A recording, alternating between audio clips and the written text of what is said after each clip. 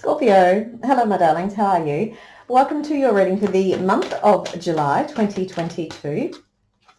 I do hope that this reading finds you well, and I'm going to pull out a couple of cards, a couple of oracle cards, just to give us an overall vibe or feel for the month.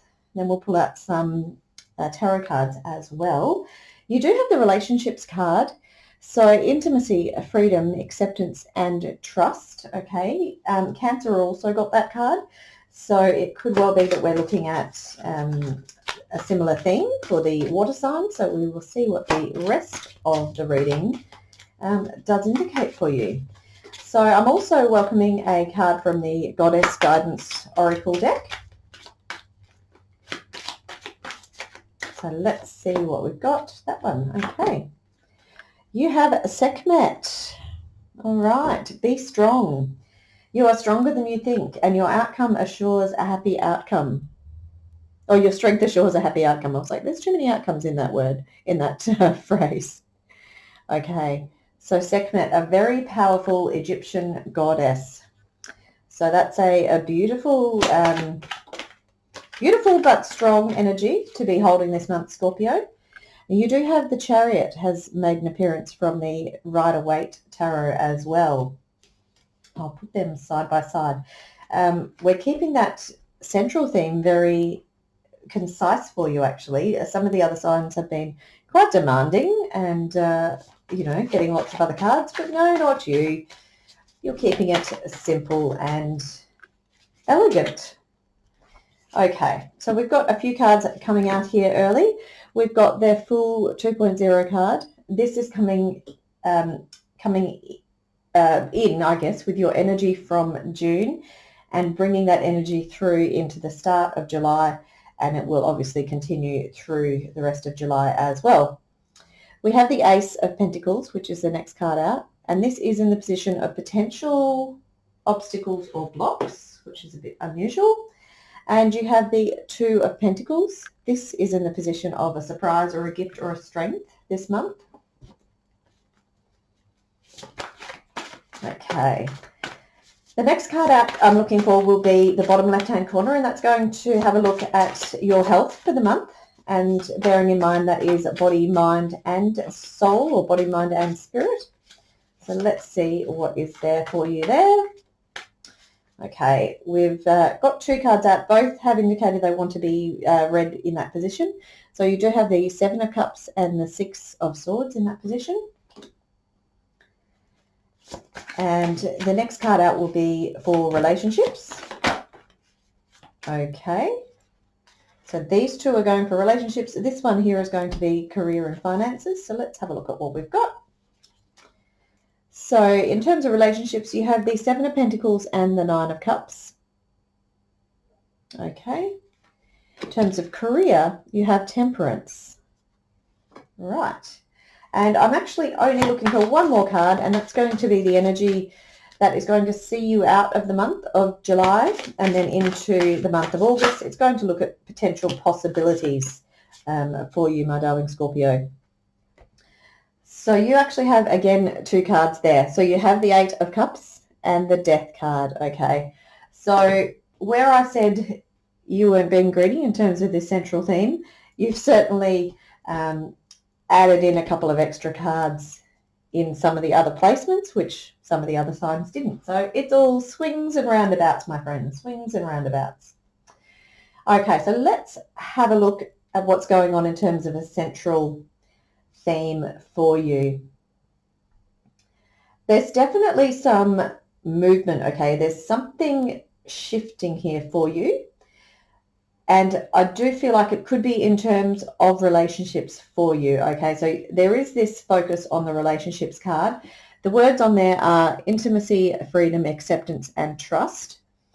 But with Sekhmet and the Chariot here, so Sekhmet, I'll read that again, and it's you are stronger than you think you are, and your strength assures a happy outcome.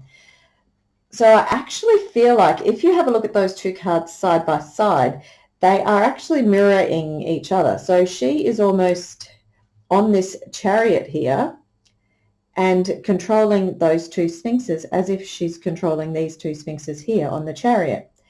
So it really does say to me that there's some sort of element of strength and victory around a relationship, and it may be that you need to stand in your power in terms of taking control of how a relationship looks for you. Now, it could be relationships in terms of, definitely could be relationships in terms of work or friends or family. It doesn't have to be romance. But yeah, I'm actually getting the sense that it's less likely to be a romantic relationship that it's referring to. So it may be that sense of being strong, that may be that idea of taking control of what your relationships look like, may well be related to other relationships in your life outside of romance. Okay. So, as I said, this first card that's coming in from the month of June into July is the Fool 2.0 card.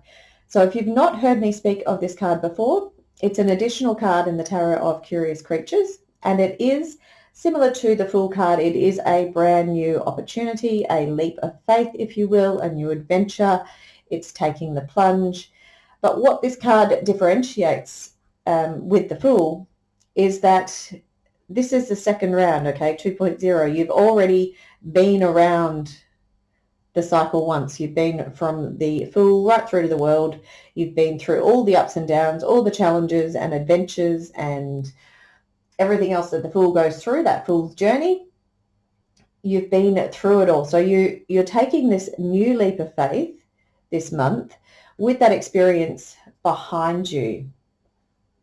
So I feel like that experience has actually set you up to be in this position of being strong, being confident, being in control, being in charge, knowing where you want to go, knowing how you're going to get there, knowing how fast you want to go. Again, if we look at, well, you've got, as I said, initially there's a lot of movement in the card. So the Chariot is definitely about things moving forward. You do also have the Six of Swords. Again, that's a transition card. So transitioning from rough waters into smoother waters, if you will. So it's a movement card. You're transitioning. The Eight of Cups absolutely is a movement card. You're stepping away from things that no longer serve you, no longer fulfill you on a heart level, on a abundance level, on a joy level. You have the Death card, which, similar to this Fool, it's the end of it's an end of a cycle, and a beginning of a new cycle. So it feels like there is this cyclic nature to whatever is going on for you at the moment. Again, it may well be about relationships. It may well be about standing in your power, okay? So that's the energy coming in, is this new beginning. The other thing about this card is that it's also an invitation to kind of level up, if you will, almost like an ascension. It's an opportunity to, if you are open to it, stepping up in terms of spiritual practices, opening up to different levels of intuition, psychic messages, working with your guides, working with source. So do take it how it resonates. But if that is an interest for you, this is indicating that potentially could be what you're looking at this month as well. If you are guided to, if Sekhmet does call you, you could also do some extra research into her and some of the qualities that she can bring. So I'm actually in my healing room at the moment doing this reading, and I can look up on the wall and I can see there's a photo of Sekhmet with myself when I was in Egypt. Now there's a very special story about that. There was only it wasn't a place that most of the public went, so it was a special opportunity that we had to go to this temple, and everyone in the group that stood and admired the Sekhmet statue had some kind of, I guess, spiritual awakening, the whole trip was about a spiritual awakening, but there was something special that happened to each of us with that statue of Sekhmet. For myself, I looked at that statue, and without a word of a lie, her face came alive, her eyes started to move, and I was looking at an animate you know, creature, inanimate being. It wasn't a statue. It was no longer stone, you know, it had come to life. So there may well be, I wouldn't ordinarily tell that story, but there's something maybe in that for someone. So somebody watching this reading may be drawn to research Sekhmet a little bit further. Okay, she is very powerful, she's very strong. You know, she is the goddess of war, but she also, there's a lot of magic and mothering energy and creation and all sorts of, it's a quite a long story, but if you are so drawn to maybe research that a little bit further, that could be a particular message for somebody out there. Okay, I do need to crack on. So the Ace of Pentacles has come out in the position of obstacles, potential obstacles or blocks this month. A very strange card to have in that position. I would never actually see the Ace of Pentacles as an obstacle or a block. The only thing I can think is that it, you know, sometimes with the aces, they are gifts from the universe, and it could be a potential problem if you don't actually see that gift, if you don't grab it and take the opportunity. Okay, so the opportunities don't come around that often. So that, if I had to tap in and feel what a potential block around such a beautiful energy could be, it would be that you might miss that opportunity. Okay, so please do be on the lookout. There is something that may come along that does have the potential to be a very solid, secure, or have a very solid, secure endpoint. Okay, there is a long path, and it may well, if you take it and go through the process, you may end up at the Ten of Pentacles, which is obviously this ultimate sense of, you know, feeling completely secure and provided for, having enough resources and finances, and, you know, feeling very stable, provided for. And so that's the outcome of the Ace of Pentacles. Obviously, you have to go through the process, going all the way through, but there is indication that this Ace of Pentacles does and can obviously lead to that ultimate fulfillment of the Ten of Pentacles. You've also got the Two of Pentacles here, you've got the Seven of Pentacles here. So there is almost an evolution, a transition through, a progression, if you will. There is that movement forward. Again, you've got this movement card, or movement cards rather, so indicating that you are able to take these opportunities, so please don't miss this opportunity.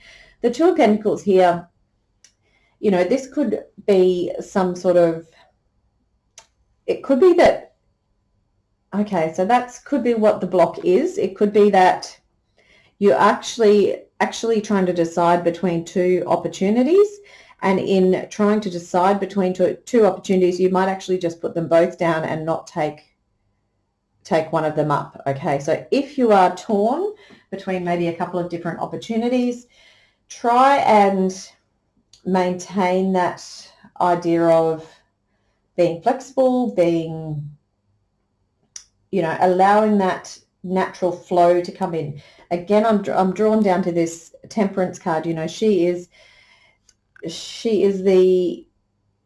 in complete control of that water. She is alchemizing it to do what it is that she wants it to do. Okay, that doesn't really make sense, but I get the same sense with this Two of Pentacles. Okay, so it is still this balancing out energy. So she's balancing out, and this is in terms of career and finances. So the Pentacles are often about career and finances. So it could be this Ace of Pentacles, this decision maybe between two different opportunities, this Temperance card. It could be that there's some sort of indecision, some requirement for you to find the right path down that middle and find the right path that is yours. So you can see even this path here in the Ace of Pentacles, it's weaving, you know, it's weaving one way and then the next. Okay, so it almost seems like it's the long way to get somewhere, And while it's a nice meandering walk through the grass, the thing that's coming through is, you know, can you just like find that middle ground and just go straight there?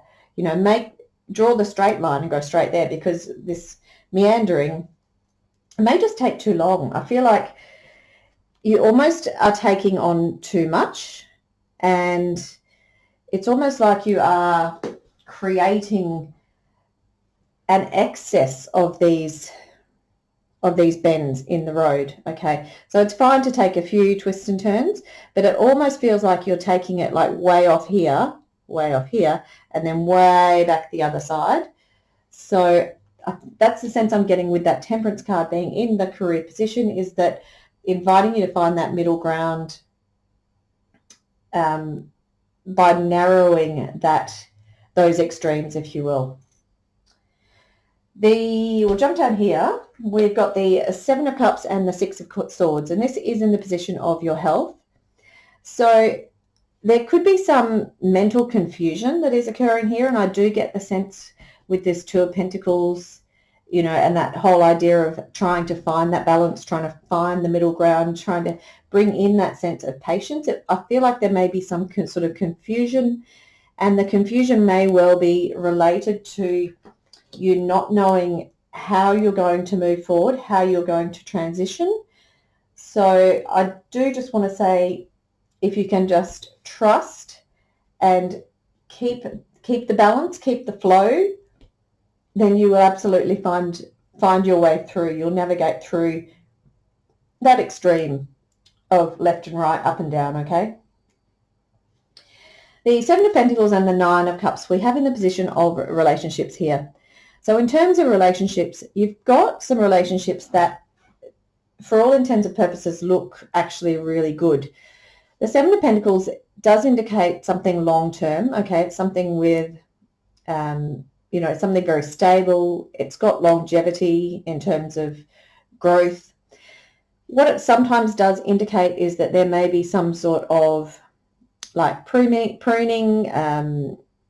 harvesting, you know, even pulling up some things and then replanting. So it's this card of reassessment. So in terms of your relationships, there may be some sort of reassessment that you are undertaking, because ultimately you want to get to this Nine of Cups where you're feeling this wish fulfillment card. So you're feeling like all your dreams have come true in terms of joy and happiness and abundance and love. Now, obviously, I will say too that that's not the Ten of Cups. So there's still, you know, there's still a way you can go. If you're in this Nine of Cups, there's still an extra cup that, you know, is waiting to fill that void, I guess. The Nine of Cups is very much, can often sometimes be, you know, like this is a guy who's on his own. So he's happy on his own. He's recognized that he's got all of this abundance.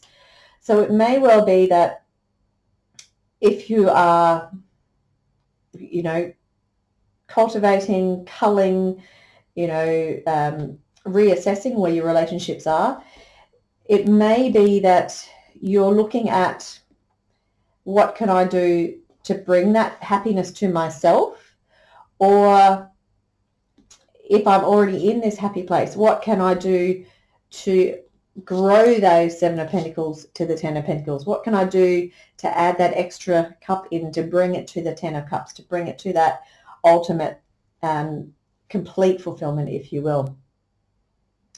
The Temperance card I've spoken a little bit about. So in terms of career and finances, again, it's about balancing extremes here. And I do feel it may well be related to that Two of Pentacles. So if you are taking on too much, if you are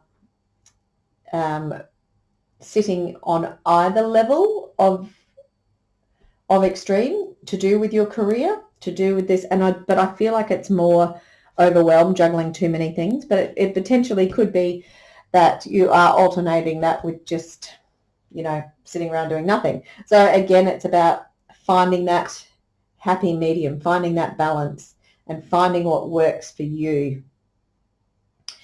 The energy moving out of the month and into the next month is the Eight of Cups and the Death card. So by the end of the month, it may be that you are realizing that, as I said with that Six of Swords there, you're realizing that there's some sort of transition that you're making. The Eight of Cups is about walking away from something that no longer serves you.